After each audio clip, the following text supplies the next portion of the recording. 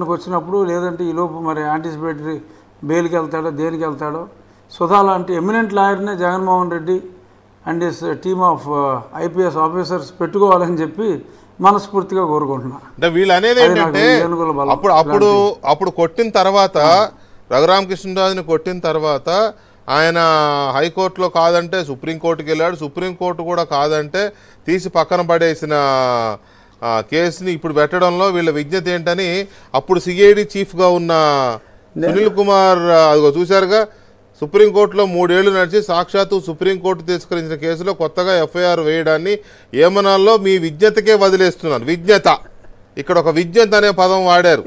చాలా విజ్ఞతతో, చాలా విజ్ఞతతో. First of all ఆ కేసు అదేనండి. ఫస్ట్ ఆఫ్ ఆల్ ఆ కేసు కట్టిన దాని మీద సునీల్ కుమార్ అనే ఒక ప్రభుత్వ ఉద్యోగి ఇలాగ తింగర ట్వీట్లు పెడితే అతన్ని ఉద్యోగంలోంచి డిస్మిస్ చేయాలి, ఇలా పిచ్చిగా మాట్లాడితే.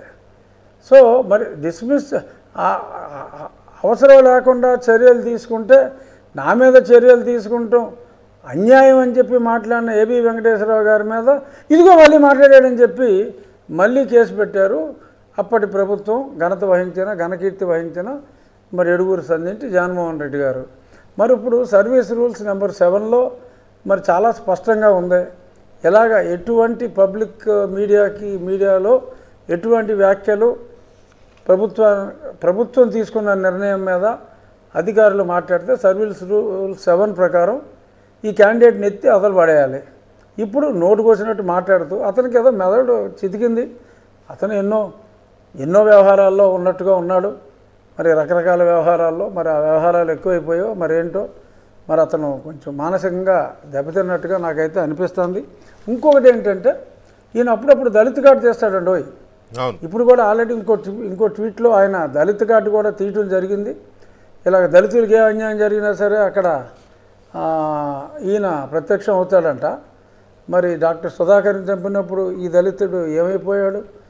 మరి ఇంకెవరినో రమేష్ అన్న వ్యక్తిని చంపినప్పుడు ఈయన ఏమైపోయాడు?